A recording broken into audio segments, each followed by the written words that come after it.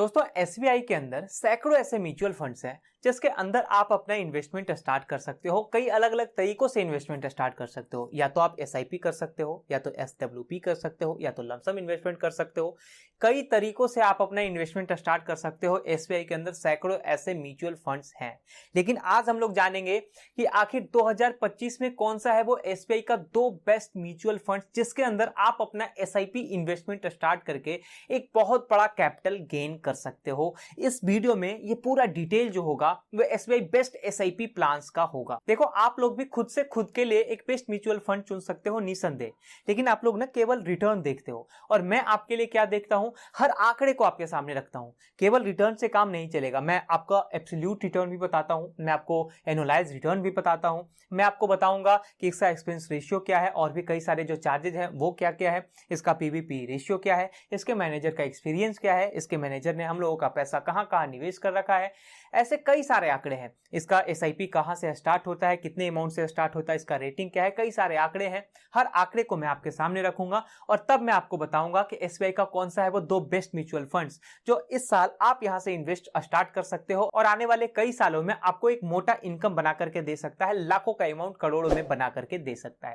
तो बने रहे वीडियो के एंड तक। ऐसे और वीडियो के लिए चैनल को सब्सक्राइब कर ले।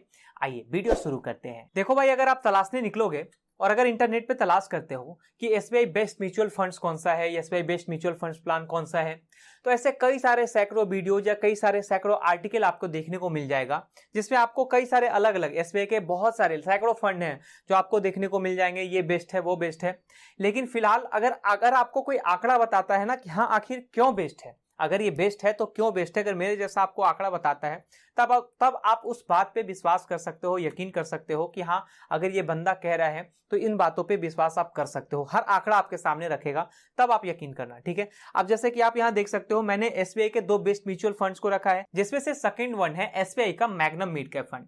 अब मैग्नम मिड कैप फंड ही क्यों, जबकि इसका 1 साल का रिटर्न तो माइनस में गया हुआ है, वो भी माइनस में 2.5% के लगभग गया हुआ है। देखो, बीते 8-10 महीनों के रिटर्न पे आपको ध्यान नहीं देना है। वो थोड़ा सा मार्केट साल भर पहले क्रैश हुआ था, ठीक है जी, उसे उठने में अभी तक समय लग रहा है और वो अभी तक धीरे धीरे उठ रहा है। आप यहाँ ग्राफ भी देख सकते हो बीते साल भर के रिटर्न का, जब मार्केट क्रैश हुआ था और जब से मार्केट उठने की कोशिश कर रहा है। कभी ना कभी वर्ल्ड में लड़ाई हो जा रहा है, कभी इंडिया पाकिस्तान से लड़ाई हो जा रहा है। कुछ इन्हीं कारणों की वजह से बार बार मार्केट कहीं ना कहीं ड्रैप हो रहा है भाई।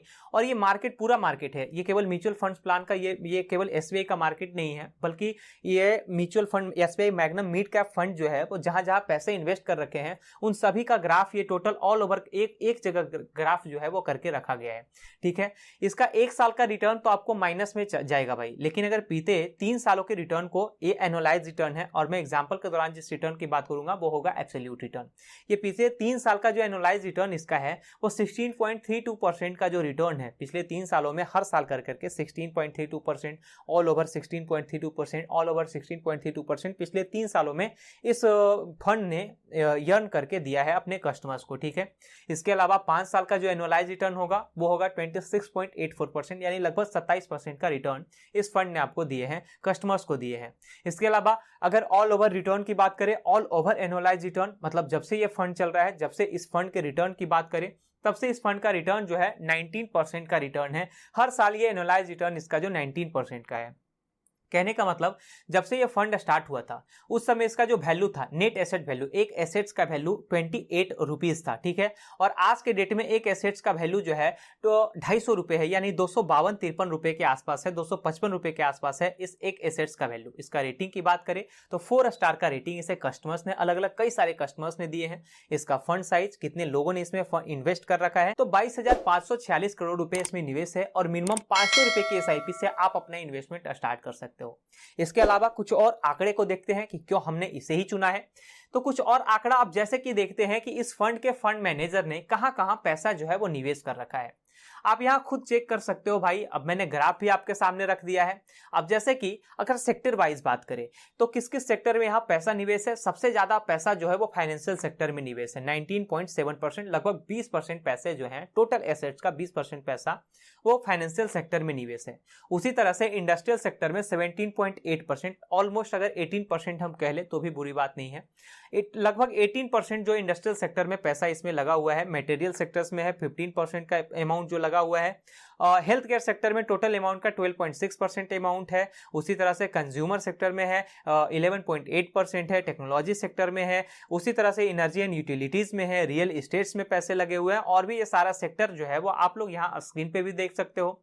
इसके अलावा अगर मैं कंपनीज की बात करूं कि प्रॉपर किस किस कंपनी में कहां कहां पैसे हैं, तो टोटल 59 कंपनियों में इस फंड के पैसे लगे हुए हैं। इस फंड के फंड मैनेजर ने टोटल 59 कंपनियों में पैसे लगा रखा है।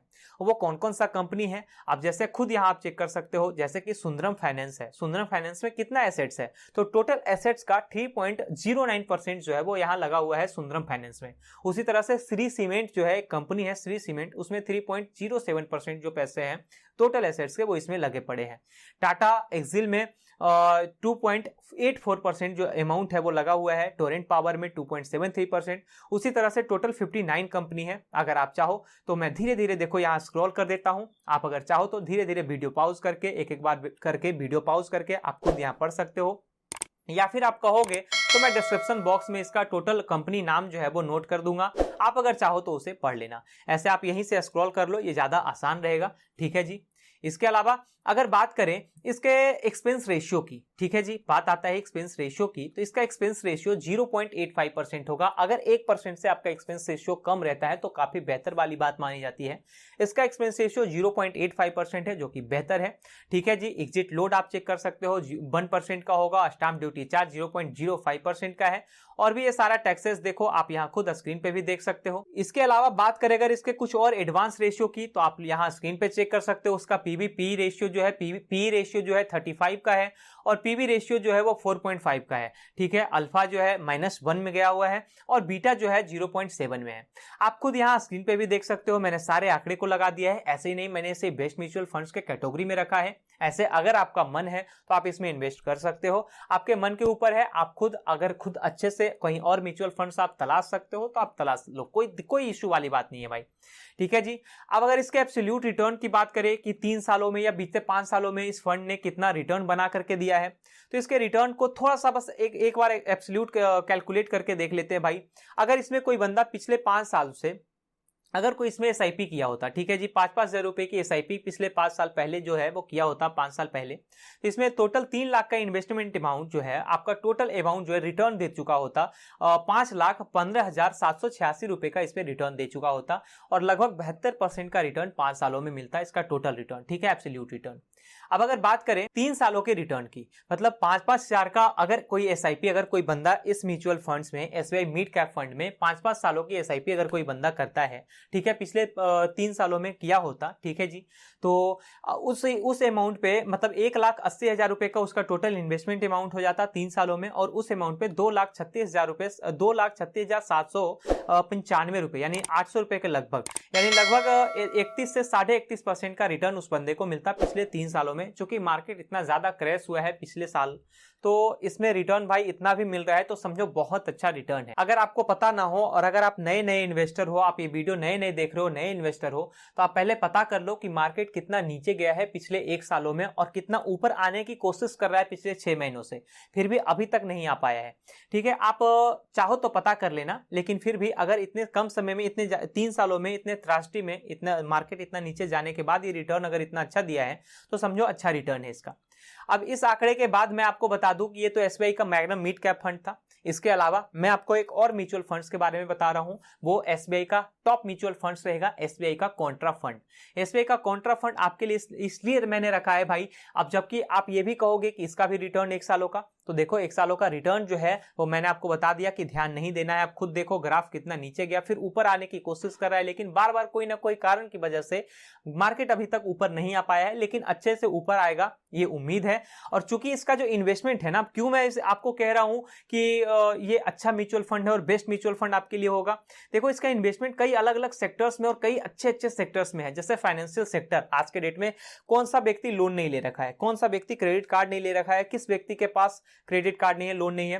देखो ये फाइनेंशियल सेक्टर में सबसे ज्यादा इन्वेस्ट करके रखा हुआ है भाई, 34.4% इसका टोटल एसेट्स जो है। इसका फंड साइज कितना है?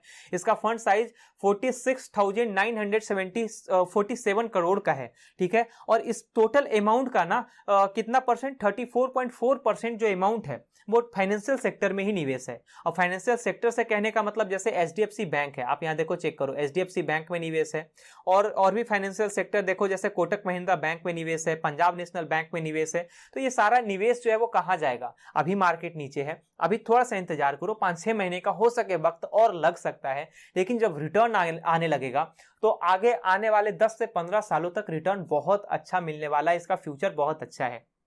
अब बात करें अगर इसके फंड साइज, तो मैंने आपको बता दिया। इसका अगर ऑल ओवर रिटर्न को देखें कि एसबीआई का जो कॉन्ट्रा फंड है इसका ऑल ओवर रिटर्न कितना है, तो इसका ऑल ओवर रिटर्न लगभग 16.5 से 17% का रिटर्न आपको मिलेगा, ऑल ओवर रिटर्न भाई।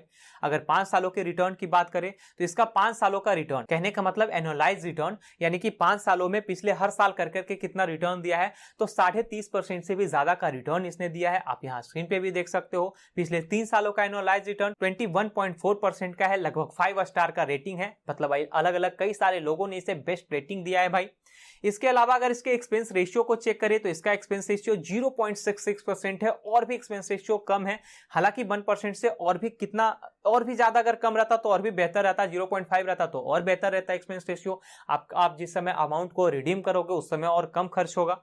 इसके अलावा और भी कई सारे चार्जेज है, आप यहाँ स्क्रीन पे भी देख सकते हो। बात करें पीवी-पीई रेशियो की, तो पीवी-पीई रेशियो और जो एडवांस रेशियो है आप यहाँ स्क्रीन पे देख सकते हो भाई। अब अगर देखें इसके टोटल इन्वेस्टमेंट को, तो फाइनेंशियल सेक्टर में 34.4% का इन्वेस्टमेंट, एनर्जी सेक्टर में 17.7% का इन्वेस्टमेंट, टेक्नोलॉजी सेक्टर में है, टेक्नोलॉजी सेक्टर में कितना इन्वेस्ट है, 12.8% का इन्वेस्टमेंट है, मटेरियल्स में 11.7% का इन्वेस्टमेंट है, हेल्थ केयर सेक्टर में 8.6% का इन्वेस्टमेंट है, कंज्यूमर्स में 8.2% का, और भी कई सारे जो सेक्टर है आप यहां स्क्रीन पे देख सकते हो। अलग अलग सेक्टर्स में जो जैसे कि कंज्यूमर सेक्टर है 7.6%, इंडस्ट्रियल सेक्टर है 4.1% और रियल एस्टेट है 0.6% का इन्वेस्टमेंट इस कॉन्ट्रा फंड के फंड मैनेजर ने इन्वेस्ट कर रखा है। अब अगर सेक्टर वाइज ना देख करके स्पेशली कंपनी वाइज देखे कि किस किस कंपनी में कितना लगा है, तो एचडीएफसी बैंक में टोटल एसेट्स का 8.69%, रिलायंस इंडस्ट्रीज में टोटल एसेट्स का 5.84%, फिर आईटी सेक्टर में 3.आईटीसी लिमिटेड कंपनीज में 3.40%, कोटक महिंद्रा बैंक में 2.7%, बाइकॉन लिमिटेड में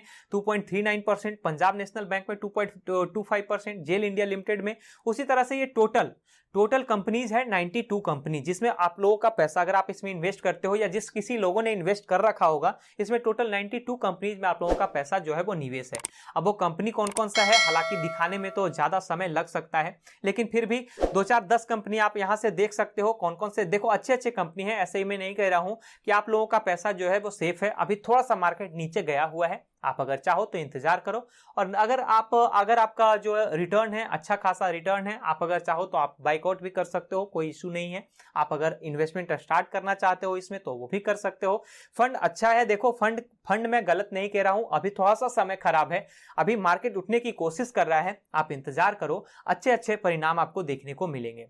अब अगर बात करें इसके रिटर्न्स की, देखो अब थोड़ा सा पहले एब्सोल्यूट रिटर्न देखेंगे, फिर एज ए एग्जांपल के थ्रू हम लोग एनुअलाइज रिटर्न को भी देखेंगे कि कितने समय में अगर इतना पैसा मान लीजिए मैं निवेश करता हूं तो कितना अमाउंट मेरा, लाखों का अमाउंट कब तक करोड़ों में होगा।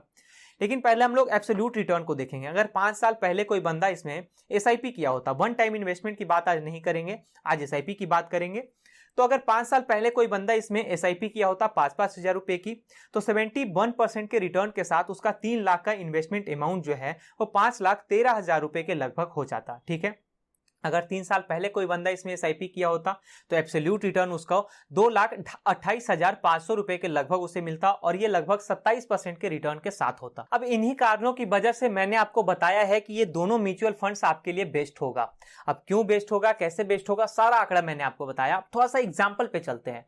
मान लिया जाए जैसे इन दोनों रिटर्न्स की अगर बात करें तो इन दोनों का रिटर्न जो है वो ऑल ओवर रिटर्न एक बार चेक कर लेते हैं। जैसे एक का 16.5% के लगभग है और एक का ऑल ओवर रिटर्न जो है 19% के लगभग है। ठीक है, तो हम लोग अब थोड़ा सा कैलकुलेट करके चलते हैं कि अगर मान लिया जाए कोई बंदा इसमें 1,000 रुपए की एसआईपी करता, ठीक है, एसआईपी कर रहा है आज से, अगर कोई स्टार्ट करे 1,000 की एसआईपी, और इसका रिटर्न हम पहले रखते हैं 16.5%, जो कि मैंने आपको बताया अभी 16.5%, उससे ज्यादा अभी नहीं लेकर के चलेंगे।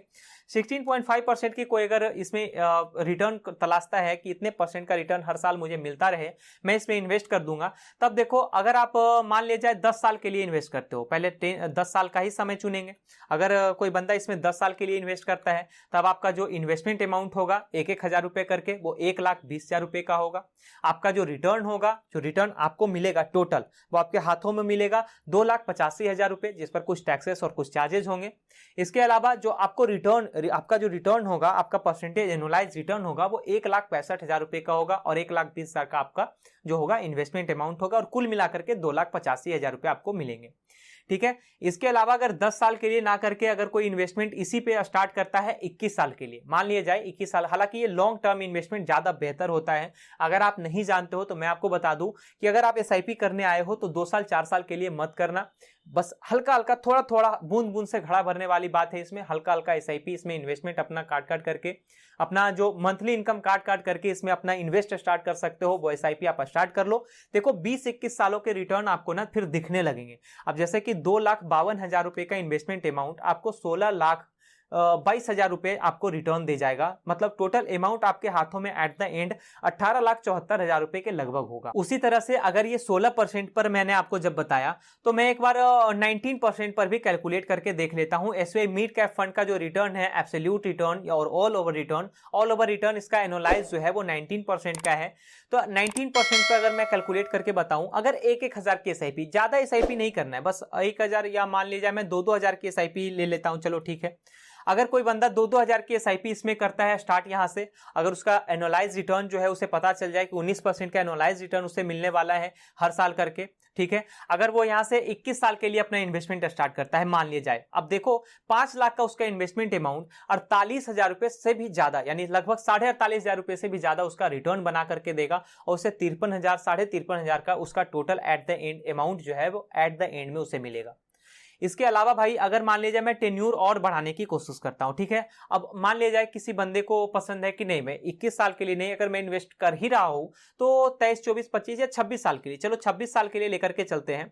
अगर मैं इन्वेस्ट कर रहा हूं तो 25-26 साल के लिए इन्वेस्ट स्टार्ट करता हूं, तो 6,24,000 रुपए का आपका केवल इन्वेस्टमेंट अमाउंट होगा, मात्र 26 साल में 6,24,000 रुपए का इन्वेस्टमेंट। लेकिन आपको मिल कितना रहा है, 26 साल के अंदर अंदर आप 1,24,00,000 के मालिक हो जाओगे।